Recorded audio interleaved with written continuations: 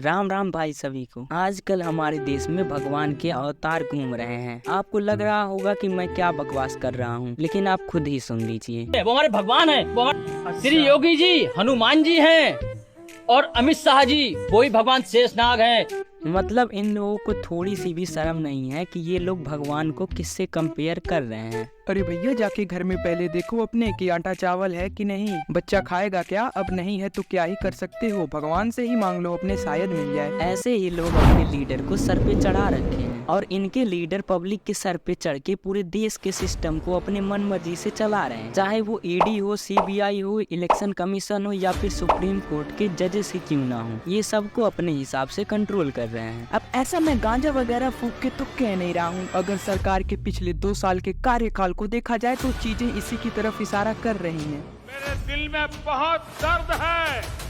Dictatorship coming soon. आइए समझते हैं विस्तार से। तो डेमोक्रेसी और डिक्टेटरशिप में क्या अंतर है कि हम इसे एक दूसरे से अपोजिट समझते हैं। डेमोक्रेसी का मतलब होता है कि जितना विपक्ष मजबूत होगा उतना ही ज्यादा डेमोक्रेसी हेल्दी रहेगी, लेकिन यहाँ चीजें इससे परे हो रही हैं। विपक्ष को मजबूत होने की बात ही छोड़ दीजिए, अब यहाँ पर सीधा सीधा विपक्ष को मिटाने की कोशिश की जा रही है। अब कहने को तो हम भी डेमोक्रेटिक हैं, लेकिन सिर्फ कहने की। अगर हमारे खिलाफ कोई खड़ा होता है तो हम उसे कफन उठाकर लिटा देते हैं, और एक जगह तो मेरा दबदबा ऐसा है कि मेरे खिलाफ कोई खड़ा ही नहीं हो सकता, और इसी को कहते हैं डिक्टेटरशिप, चाहे जो मन का। डेमोक्रेसी मेंटेन रखने के लिए सबसे पहले देश में फ्री एंड फेयर इलेक्शन होने चाहिए। ऑपोजिशन को फेयर चांस होना चाहिए इलेक्शन को जीतने के लिए। अभी कुछ ही महीनों पहले चंडीगढ़ में म्युनिसिपल कॉर्पोरेशन की मेयर इलेक्शन हुई। इस इलेक्शन में आम आदमी पार्टी और कांग्रेस ने एक अलायंस बनाई थी, जिसमें कुल मिला के 20 टोटल वोट्स थे आउट ऑफ 35। पार्टी को देख के ये बात पक्की थी कि ये इलेक्शन ये अलायंस ही जीतेगी। लेकिन जब इलेक्शन हुई तो वहाँ के प्रिसाइडिंग ऑफिसर ने क्या किया। अरे देखो तो विनोद, कितनी ईमानदारी से बेईमानी की जा रही है। कोई ना देख रहा चाचा, कोई ना, आराम से कर लो, माचो तो पहने ही होके अंदर। मैं गिरा होया बंदा जमा नीच बल्ली है। इन्होंने 8 कांग्रेस और आप के वोट को इनवैलिड डिक्लेयर कर दिया, जो कि आपको स्क्रीन पर दिख रहा होगा। और इलेक्शन का रिजल्ट क्या बताया गया कि बीजेपी इस इलेक्शन को जीत गई। इतना बड़ा इलेक्शन फ्रॉड देश में पहली बार हुआ है। चीफ जस्टिस ऑफ इंडिया ने खुद कहा ये सीधा सीधा मर्डर ऑफ डेमोक्रेसी है। सॉरी, यहाँ पर आपका मकसद कामयाब होते होते रह गया। लेकिन सुप्रीम कोर्ट ने ऐतिहासिक फैसला लेके इलेक्शन को रद्द कर दिया। लेकिन अगर सीसीटीवी कैमरा ना होता तो क्या होता। अब इलेक्शन कमीशन ने साफ साफ कहा है कि कोई भी पार्टी चुनाव प्रचार में वोट मांगने के लिए इंडियन आर्मी का इस्तेमाल नहीं कर सकती। लेकिन हमारे माननीय आदरणीय, अरे वही जिन्होंने अवतार लिया है, वो रुकने वाले कहाँ हैं? आप खुद ही सुन लीजिए कि वो क्या कर रहे हैं। मैं मेरे फर्स्ट टाइम वोटर से कहना चाहता हूं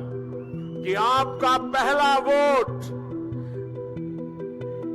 पुलवामा में जो वीर शहीद हुए, उन वीर शहीदों के नाम आपका वोट समर्पित हो सकता है क्या? इस चीज को लेकर जब इलेक्शन कमीशन में कंप्लेन दर्ज करी गई, 21 दिन तक तो कोई एक्शन नहीं लिया गया और उसके बाद इलेक्शन कमीशन ने क्लीन चिट दे दी। इलेक्शन कमीशन ने इस चीज पे भी रूल बनाया है कि एक एमपी और एमएलए इलेक्शन में कितना पैसा खर्चा कर सकते हैं। एमपी इलेक्शन में ये लिमिट 95 लाख पर एमपी है। बीजेपी ने 437 सीट पर चुनाव लड़ा था, तो जो टोटल फंडिंग है वो 415 करोड़ होती है, लेकिन इन्होंने 1264 करोड़ रुपए खर्च किया। इलेक्टोरल बॉन्ड पे हमारे काका का क्या कहना है, जरा सुनिए तो। भारतीय जनता पार्टी को अप्रोक्सीमेटली 6000 करोड़ के बॉन्ड मिले हैं। टोटल बॉन्ड 20,000 करोड़ के हैं, तो 14,000 करोड़ के बॉन्ड कहां गए?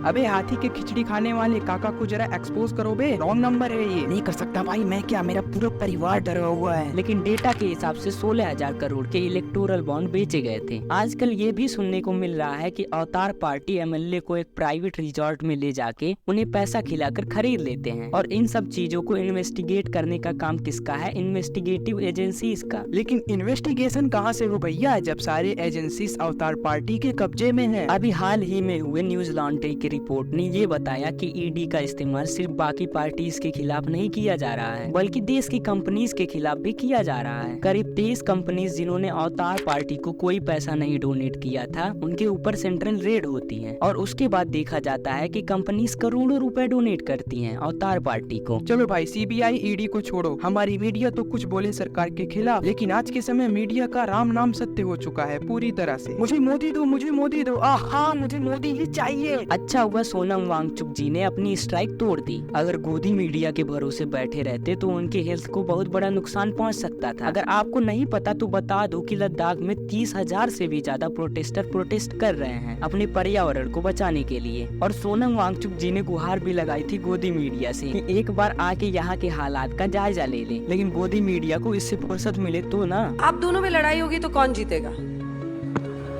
मणिपुर 77 दिनों तक जलता रहा, लेकिन गोदी मीडिया ने इसका कोई भी जिक्र नहीं किया। अगर आप भी मोदी भक्त हो तो एक बार अपनी भक्ति को साइड करके जरा सोचो कि अगर सच में मोदी जी को देश की चिंता होती तो क्या वो ऐसा करते? सवाल आपसे है, जवाब भी आपको ही देना पड़ेगा। चलता हूँ, राम राम सभी को।